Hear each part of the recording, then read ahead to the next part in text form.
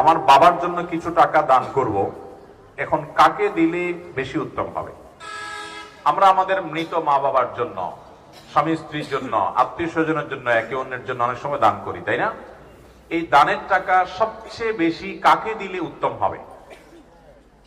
এ ব্যাপারে নবী করিম সাল্লাল্লাহু আলাইহি ওয়াসাল্লামের হাদিসের দিকে তাকালে আমরা দেখতে পাই, দানের জন্য সবচেয়ে উত্তম হলো নিজের রক্ত সম্পর্কীয় কোনো আত্মীয় স্বজন যদি অভাবী থাকে তাদেরকে দান করতে হবে। তাদের হক এবং অধিকার সবচাইতে বেশি। নবী করিম সাল্লাল্লাহু আলাইহি ওয়াসাল্লাম বলেছেন, আস-সাদাকাতু আলাল মিসকিনি সাদাকাহ। একজন অনাত্মীয় ও গরিব অভাবীকে দান করলে শুধু সাদাকার সওয়াব পাবে, দানের সওয়াব পাবে, কিন্তু ওয়াস-সাদাকাতু আলা যিল কুরবা সিলাতুন ওয়া সাদাকাহ। যদি তুমি আত্মীয় কোন গরিব হয়, সেই গরিব আত্মীয়কে দান করো, তাহলে তুমি দুটি সওয়াব পাবে। এক হলো আত্মীয়তার সম্পর্ক রক্ষা হলো, সেটি একটি সওয়াব, আরেকটি হলো দানের সওয়াব। এজন্য আপনি কোন দান, কোন দাক্ষিণা, কোন আপনার সাদাকা যদি করতে হয়, এর জন্য সর্বাধিক হকদার হলো আপনার রক্ত সম্পর্কীয় কোন আত্মীয় যদি অভাবী হয়। ধরুন আপনি নিজে প্রাপ্তবয়স্ক, আপনার প্রাপ্তবয়স্ক ভাই আছেন অভাবী, তাহলে ভাইকে আপনি অগ্রাধিকার দিবেন। আপনার বোন আছেন অভাবী, তাদেরকে অগ্রাধিকার দিবেন। ভাতিজা ভাতাজি অভাবী আছে, তাদেরকে অগ্রাধিকার দিবেন।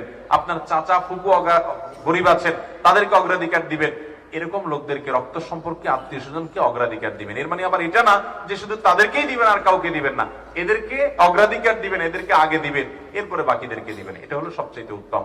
আর তাছাড়া আপনার বাবা মার জন্য, মৃত মানুষের জন্য দানের ক্ষেত্রে সাদকায়ে জারিয়াকে সবচেয়ে বেশি নিরূপণ করবেন। কারণ সাদকায়ে জারিয়া, যে দানের উপকারিতা দীর্ঘমেয়াদ পর্যন্ত থাকবে, এই দানটা, এটার সওয়াব অন টাইম হবে না, দীর্ঘকাল পর্যন্ত হবে। যেমন কথার কথা, মাদ্রাসা মসজিদ বানিয়ে দিলেন, আপনি কোনো অজুখানা তৈরি করে দিলেন, কোন জায়গায় টিউবওয়েল বসিয়ে দিলেন, কোন জায়গায় একটা কালভার্ট বা রাস্তা ঠিক করে দিলেন, কোন জায়গায় একজন গরিব মানুষকে একটা সেলাই মেশিন কিনে দিলেন, একজন গরিব মানুষকে একটা রিক্সা কিনে দিলেন, একজনকে একটা গরুর বাছুর কিনে দিলেন, একজনকে আপনি এক দুটা ছাগল কিনে দিলেন, স্থায়ী কোনো কিছু করে দিলেন যে এখান থেকে সে উপার্জন করে খাবে। অথবা আপনি একটা গাছ লাগালেন, কয়েকটা গাছ লাগালেন, সেগুলো যদি পরিচর্যা করে বড় করতে পারেন এবং বলেন যে আল্লাহ, এই গাছ লাগানোটা ইবাদত, আমরা অনেকে যাই না, এই ইবাদতটা, এই নেকামলটা আমি করলাম আমার মৃত বাবার থেকে, মায়ের তরফ থেকে, তো এটা হবে তার জন্য সবচেয়ে উত্তম। অন টাইম ইবাদতের চাইতে সাদকামূলক বা সাদকা জারিয়ামূলক ইবাদত, এটা মৃত মানুষের জন্য অনেক বেশি উপকারী হয়। আল্লাহ আমাদেরকে আমলের তৌফিক দান করুন। এরপরে প্রশ্ন হলো, চুল দাড়িতে যে সকল মেহেদির রং লাগানো হয় তা জায়েজ আছে কিনা? কালো কালার এবং মেহেদির কালারের পার্থক্য কি? এ ব্যাপারটি একটু খোলামেলা আলোচনা চাচ্ছি। ধন্যবাদ প্রশ্নকর্তাকে। চুল এবং দাড়ি এগুলোতে যদি পাক ধরে যায় বা সাদা হয়ে যায়, সেটা কোনো অসুস্থতার কারণে হতে পারে, বয়সের কারণে হতে পারে, যে কারণেই হোক না কেন। নবী করিম সাল্লাল্লাহু আলাইহি ওয়াসাল্লাম বলেছেন, গায়রু হাদা শাইব, তোমরা তোমাদের চুল দাড়ি যে কালো সাদা হয়ে যায়, এগুলোর এই সাদা কালারটাকে পরিবর্তন করো। এই সাদা কালার, দবদবে সাদা কালার না রেখে এটাকে অন্য কালারে পরিবর্তন করাটা অধিকতর উত্তম। যদিও এটা ফরজ ওয়াজিব না, সাদা কালার রাখলে কোনো গুনাহ হবে না, কিন্তু নবী সাল্লাল্লাহু আলাইহি ওয়াসাল্লাম এর পরামর্শ এবং সুন্নাহ হলো এটাকে পরিবর্তন করো।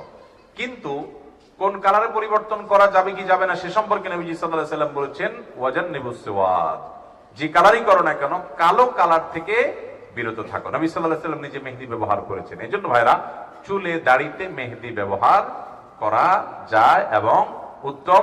এর মধ্যে আর্টিফিশিয়াল যে মেহেদি গুলো পাওয়া যায়, টিউব মেহেদি যেগুলোকে আমরা বলি, এগুলো ব্যবহার করতে পারেন, কোনো অসুবিধা নেই। এগুলো ব্যবহার করলে কোন সময় দেখা যাবে যে ত্বকের উপর থেকে একটা আলাদা আবরণ পড়ে গেছে, সেটা হয়তো ঝরে ঝরে পড়ে যাচ্ছে, তাতে অসুবিধা নেই। কারণ এটা হয় অনেক সময় অ্যাসিডের কারণে, সেখানে কিছু কেমিক্যালের কারণে আমাদের চামড়ার উপরে যে পাতলা একটা লেয়ার থাকে, ওইটা অনেক সময় পুড়ে যায় বা পড়ে যায়, তো ওইটার কারণে কোনো অসুবিধা নেই। কিন্তু ন্যাচারাল ব্যবহার করতে পারলে স্বাস্থ্যের জন্য সব দিক থেকে সবচেয়ে ভালো হয়। কিন্তু ন্যাচারালটা করেন আর টিউব মেহেদি করেন, মেহেদি ব্যবহার করা জায়েজ আছে। আমাদের অনেকে আবার মেহেদি ব্যবহার নিয়ে ভিন্ন রকম কথা বলেন যে মেহেদি ব্যবহার করতে হয় চুলে আর দাড়িতে, এটা পায়ে লাগলে গুনাহ হবে না, এরকম কোনো কথা নাই। আপনি পায়ে লাগান, হাতে লাগান, তারপরে চুলে দাড়ি লাগান, লাগাতে পারেন। তবে পায়ে আর হাতে মহিলারা লাগাবে, এটা হলো অধিকতর উত্তম। পুরুষরা শুধু দাড়িতে চুল লাগাবে। নবী করিম সাল্লাল্লাহু আলাইহি ওয়াসাল্লাম এর কাছে কোন মহিলা কোনো কিছু পর্দা থেকে দিয়েছেন বা নিয়েছেন, তার হাতে মেহেদি ছিল না, নবী সাল্লাল্লাহু আলাইহি ওয়াসাল্লাম বলেন, কি পুরুষের হাত না মহিলার হাত? বলি, ইয়া রাসূলুল্লাহ, মহিলার হাত। তখন নবী সাল্লাল্লাহু আলাইহি ওয়াসাল্লাম বলেন, মহিলার হাত আবার মেহেদি নাই কিভাবে? তার মানে মহিলারা মেহেদি ব্যবহার করবেন। সাজগোজ করার এই রাইট, অধিকার মহিলাদেরকে শরীয়ত বেশি দিয়েছে। পুরুষরা শুধু চেয়ে চেয়ে থাকবেন তাদের দিকে। কথা বুঝতে পারছেন? কোন ব্যক্তি যদি কবিরা গুনাহ করতে করতে মারা যায়, তওবা করার সময় ছিল সে করেনি, আল্লাহ যদি তাকে জাহান্নামে দেয়, সে কি কোনোদিন জাহান্নাম থেকে বের হতে পারবে?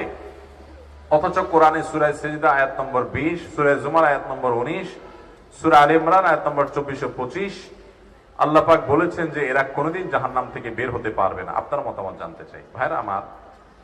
আল্লাহ বলেছেন তারা কখনো জাহান্নাম থেকে বের হতে পারবে না, এই কথা আল্লাহ বলেন নাই। কোরআনে এরকম কোনো কথা আল্লাহ তাআলা বলেন নাই। আল্লাহর কথা হিসাবে কোনো কথা যখন কোট করব আমরা, তখন খুব সাবধানতার সাথে কোট করতে হবে। কারণ আল্লাহর নামে যদি কেউ মিথ্যা কথা বলে, নবী করিম সাল্লাল্লাহু আলাইহি ওয়াসাল্লাম বলেছেন, মান কাযাবা আলাইয়া মুতাআম্মিদান ফালিয়াতাবাওয়া মাকআদাহু মিনান নার।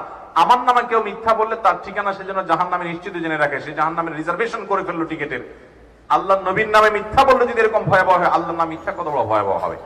এবার আসি মূল জায়গায়। যে আয়াতগুলো কোট করেছেন প্রশ্নকর্তা, সেগুলোতে বলা আছে খালিদিনা ফিহা বা এই জাতীয়, অর্থাৎ যেটার অর্থ হলো জাহান্নামে যাওয়ার কথা বলে আল্লাহ বলেছেন সেখানে সে চিরকাল থাকবে। এই যে জাহান্নাম থেকে আর কোনোদিন সে বের হবে না, বের হতে পারবে না, এরকম কথা আল্লাহ রাব্বুল আলামিন বলেন নাই। এখন কথা হলো চিরকাল থাকবে বলছেন, তো তার মানে তো আর বের হতে পারবে না। না, চিরকাল থাকবে বলছেন, এর মানে এটা সবসময় নাও হতে পারে। আমরা যাবজ্জীবন বলি না, যাবজ্জীবন। এই যাবজ্জীবন এর মানে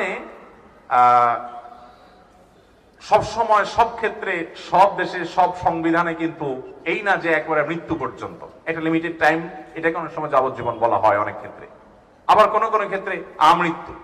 তো নবী করিম সাল্লাল্লাহু আলাইহি সাল্লামের হাদিসে, কোরআনে কারীম বিভিন্ন আয়াতে বিভিন্ন অপরাধী যারা কবিরা গুনাহে লিপ্ত হবে তাদের চিরকাল জাহান্নামে থাকার কথা বলা হয়েছে। এখানে চিরকাল বা আজীবন জাহান্নামে থাকার মানে একেবারে অনন্ত অসীমকাল কোনোদিন বের হতে পারবে না।